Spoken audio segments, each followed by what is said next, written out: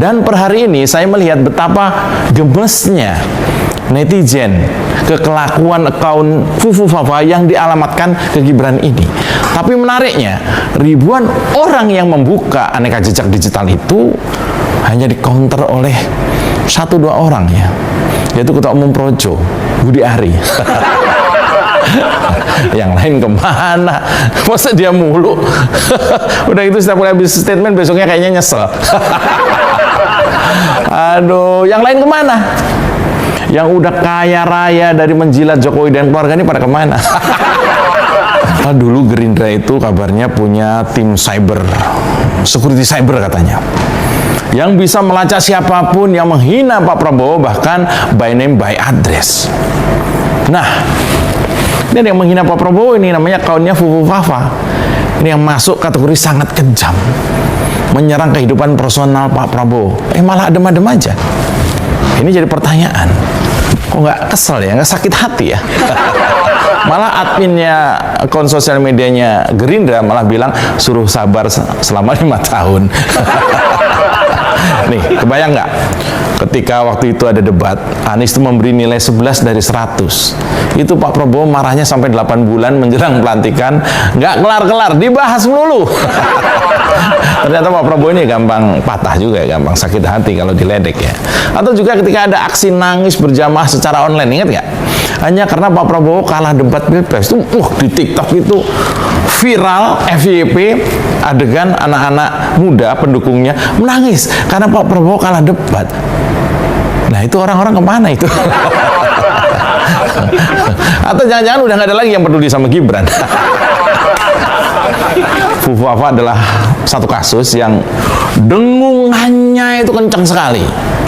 Padahal sebelumnya juga ada tuh soal private jet Kaisang dan istrinya, kencang juga. Dan juga ada soal isu main tambang nikel misalnya anak perempuannya Jokowi dan menantunya yang calon gubernur Sumatera Utara itu juga kencang banget.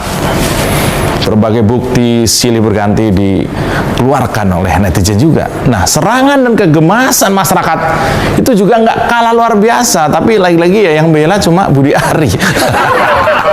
Ini menteri apa jubir gitu, dia sendiri malah nggak kerjanya cuma setiap hari lihat sosmednya ada isu apa nih, saya mesti jawab apa. Itu mah kerjaan buzzer Pak, bukan kerjaan menteri. Nah ada satu lagi sih ya, ada satu lagi yang nggak cuma Budi Ari, itu ada satu lagi relawannya namanya Sylvester. Ada satu lagi siapa ya, Noel. Kelasnya gitu-gitu doang ya. Kalau di total ya ada lah kira-kira yang membela itu 3 orang ya. Lalu di mana orang-orang yang katanya puas dengan kinerja Jokowi, yang konon jumlahnya mencapai 80% rakyat Indonesia, 80% rakyat itu 200 juta. Lalu kemana yang ketika Pilpres kemarin konon jumlahnya 58%? Banyak loh itu. Nggak ada yang belain Jokowi, nggak ada yang belain wakil presiden terpilih Gibran. Apakah mereka cuma sekedar angka sesuai harga? Angka yang diperlukan ketika diperlukan. Kalau udah nggak diperlukan, hilang. Ya mereka nggak mau belain lah. Saya memperhatikan ya, dari sekian banyak kelompok yang dulu dijejelin oleh Jokowi, sepertinya saat ini tinggal tersisa 2 gerbong atau 3 gerbong lah. Gerbong yang menurut saya saat ini nggak terlihat sebagai gerbong, tapi lebih kepada kerumunan. Mengatakan bahwa menolak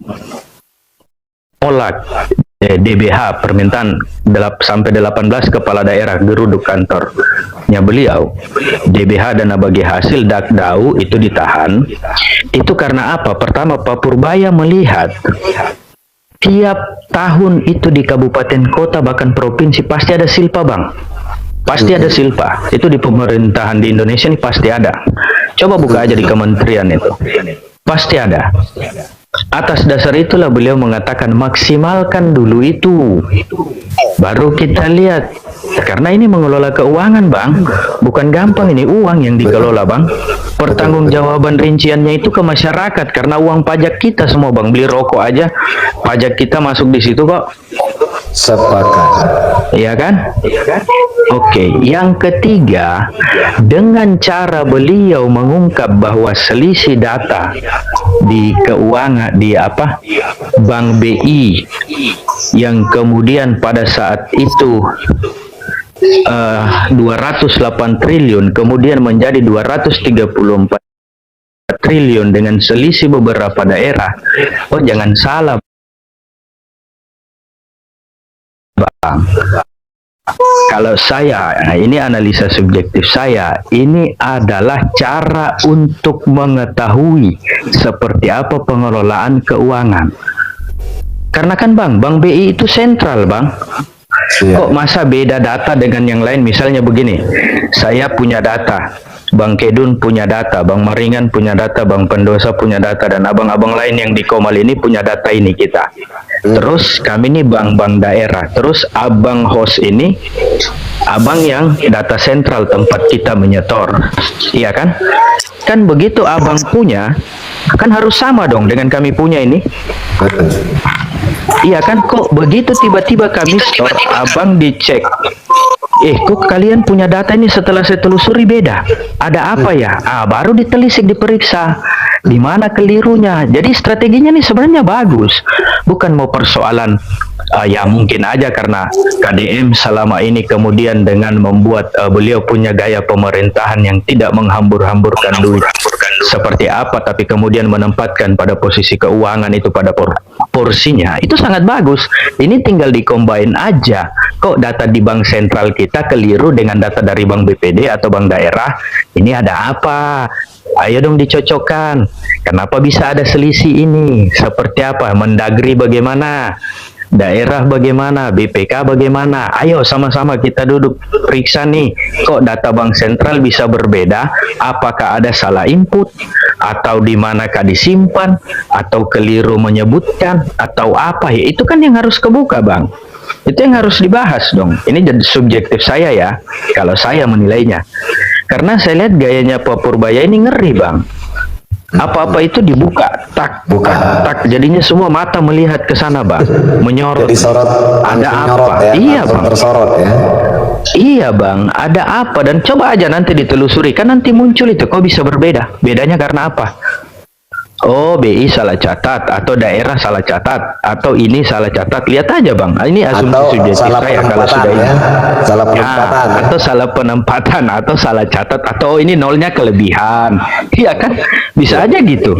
Bisa. Iya kan? Manusiawi, kekeliruan itu manusiawi Bang. Iya, ini kan asumsi saya nih kalau ini, subjektivitas saya kalau ini. Yang tadi tuh fakta semua saya bilang. Kalau yang ini ya asumsi saya bahwa gaya Pak Purbaya ini ngeri Bang. Ya, jadi kalau ada orang tidak suka sama dia, wajar lah Bang. Wajar. Ini orang gayanya selengean. Ini apalagi sama rakyat Indonesia ini, banyak kan, rakyat Indonesia banyak, penduduk Indonesia wajar. Kalau saya Iya, suka Bang. sama Purbaya Bang. Cuman setelah dia bilang ke publik gitu bahwa ada data yang mengendap itu yang 4,1 di Jawa Barat, terus diklarifikasi sama gubernur nggak ada. Itu yang jadi saya nggak suka Bang, karena ini gubernur Bapak Aing ini saya pengagum berat. Saya nggak mungkin itu gubernur saya gitu mengendapkan uang gitu. Saya sangat paham gitu. Saya sangat betul Bang, betul Bang. Ntar Bang, saya potong sedikit Bang. Kalau saya betul yang Abang bilang. Betul yang Abang bilang, itu kan subjektivitas Abang. Cuman maksud saya, Pak Purbaya ini punya strategi untuk bagaimana melihat situasi itu. Kan kalau begini, kalau data Abang dengan data saya tidak cocok, kita kan pasti kembali ke data sentral nih. Oh, ini gimana nih penyelesaiannya? Seperti yang saya analogikan tadi Bang.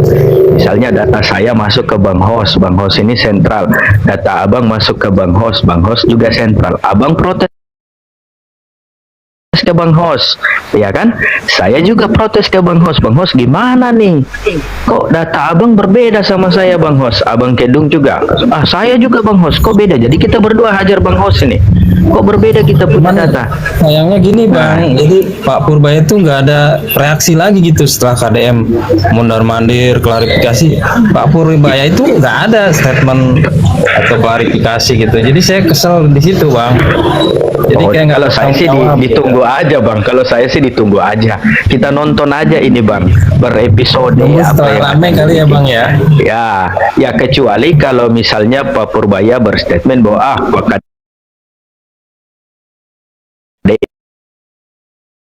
Tapi kan sejauh ini kan tidak ada beliau berstatement begitu ke semua, ya kan? Beliau hanya bilang silakan mencocokkan data, bahkan beliau bilang jangan sampai anak buah bapak yang mainkan bapak juga. Bahasa itu coba tanda kutip itu bang, perlu ditelusuri itu bang. Iya kan ya, karena kadang-kadang juga itu kan coba lihat Pak KDM ngamuk-ngamuk karena anak buahnya bikin yang tidak sesuai, itu kan ada kan? Iya kan? Coba beliau anggaran iklan, anggaran iklan di awal sekian puluh miliar, akhirnya beliau bilang nggak usah biaya iklan sampai segitu, dikurangin aja sebegini. Kedungke apa dasarnya sehingga Anda bisa mengatakan itu tidak ada? Bentar saya. Udah lihat PT-nya saya. Opdolog ya, maaf ya, kamu ini udah ujar kebencian. Opdolog saya blokir ya. Di sini jangan membawa agama ya. Oke, saya blokir ya. Ya, lanjut silakan yang diskusi. Oke bang. Jadi kalau saya begini, kalau saya untuk Bang Kedung ya udah bang, kita nonton aja dulu. Jadi ceritanya analoginya begitu, bawa aja ke kita berdua ini, abang kepala daerah, saya juga kepala daerah, Bang Hos ini Menteri Purbaya. Kita hajar dia berdua. Bang Hos ini datanya pasti kan Bang Hos bilang, udahlah Cal, kamu ke BI aja, soalnya saya nggak ngambil data dari BI. Bang Kedung, kamu ke BI aja, atau coba cek dulu di anak buah kamu di bawah berdua Cal cek di anak buahnya, Bang Kedung cek di anak buahnya. Jangan sampai ya kita juga dimainin sama anak buah, ya kan biasa juga anak buah begitu, dikasih uang 50.000 beli rokok, harga rokoknya 45.000, kalau ditanya mana kembalinya baru dikasih juga, ya kadang juga ya dikantongin aja bang, yang nggak ditanya nggak balik, kan itu fakta ini. Itu positif aja kalau saya sih, karena ya ngeri sedap ini Pak Purbaya, selengean Oke, suka kita coba gantian dulu ini biar mantap nih, Bang. Siapa dari atas ini, Bang Maring. Selamat malam host, selamat malam semua. Ya, memang silakan. Kita nggak perlu baper lah. Kenapa? Karena fiskal kita ini kan ke hutan belantara ini. Jadi kita perlu cek and recheck kan. Nggak usah kita terlalu pengagum pejabat lah. Kalau kalau kita terlalu mengagumi pejabat, seolah-olah dia nggak bisa salah, bisa. Tapi masalah kita sekarang, penting nggak Menteri Keuangan Purbaya ini untuk memperbaiki ekonomi kita ke depan? Jawabnya sangat penting. Kenapa sangat penting? Kalau saya melihat Jawa Barat itu, teman kita di Jawa Barat pengagum dari gubernur itu saya kira itu hanya sekedar kelakar keuangan daerah yang selama ini udah banyak parkir. Jadi kelakar itu supaya itu bisa jadi bilang Jawa Barat tapi menyinggung semua daerah kan, karena menteri kita ini kan menteri seluruh Indonesia, dan beliau ini kita sambutlah dulu gaya koboinya, gerusa-gerusu itu penting bagi kita. Karena semakin banyak yang kecewa pejabat dibuat Pak Purbaya, saya meyakini semakin bagus itu. Kenapa? Karena selama ini pengaturan fiskal, pengaturan anggaran itu, tata kelolanya udah suka-suka. Maka tanggung jawab Purbaya penerimaan negara dan pengeluaran negara. Bagaimana tidak menjadi defisit? Dan ada yang menarik juga saya lihat dari Purbaya mengenai cukai rokok. Kenapa terlalu tinggi? Kalau kita melarang orang merokok, ya kita tutup pabrik rokoknya. Tapi cukai ini kan udah berlebihan ini. Kebetulan saya perokok ini. Kenapa? Karena harga sebungkus rokok Sampurna Milk 35.000, hampir 35.000 lah. Untuk negara itu 20.000. Untuk pabrik sama buruh itu 15.000. Jadi semua pabrik rokok sekarang ketakutan dan akan menutup perusahaan, yang rugikan kita tenaga kerja. Dan kalau dia tutup pun di Indonesia itu karena ketidakmampuan, ya negara tetangga akan mengambil itu, terutama Vietnam akan berani memberikan cukai 15% itu, tapi tetap juga akan dijual ke kita kan. Tapi tenaga kerja kita kan banyak nganggur. Persoalan kita sekarang, bagaimana fiskal ini diatur dan bagaimana tata kelola keuangan ini baik pusat maupun daerah. Memang ada ketimpangan. Pusat mengutamakan efisiensi, tapi apa kementerian diperbanyak. Itu memang suatu hal yang dilema. Kenapa sebegitu banyaknya kementerian itu? Yang di pusat, di daerah saya kira orientasinya kan otonomi daerah. Otonomi daerah ini ada 3 sumber. Sumber pertama itu kan PAD. Selama ini PAD daerah tidak ada kreativitas kepala daerah. Dan ini akan dituntut dulu kreativitas kepala daerah untuk mengelola PAD yang kreatif. Kenapa tidak ada kepala daerah yang kreatif? Kita udah tahu kualitas kepala daerah kita. Kepala daerah kita ini maju kepala daerah karena uang, bukan karena kapabilitas dan integritas. Mereka itu banyak ini bupati, banyak gubernur ingin hanya sebagai status sosial dan bekerja bagaimana uang mencari uang. Dan ini akan salah dalam prinsip merit system. Kalau kita pikirkan, kalau saya bandingkanlah bupati, karena saya udah hidup di beberapa zaman nih, Orde Baru, di Orde Reformasi, jauh lebih berkualitaslah bupati zaman Orde Baru karena pengalamannya dan kematangannya. Sekarang kita lihat anak-anak yang kencingnya belum lurus saja udah bisa jadi bupati karena orang tuanya banyak uang. Kita nggak tahu uang Bahkan itu. jadi wapres, Bang. Ya. Bahkan jadi wapres, Bang. Ya, termasuk juga lah. Jadi Oke, jangan tarik ke situ dulu, ribut kita. mengatasnamakan anak muda kan. Kita nanti. Ribut kita nanti. Persoalan kita kan sekarang, kita dukunglah dulu pemerintahan Prabowo ini secara on the track, dan Purbaya ini tidak berangkat sendiri.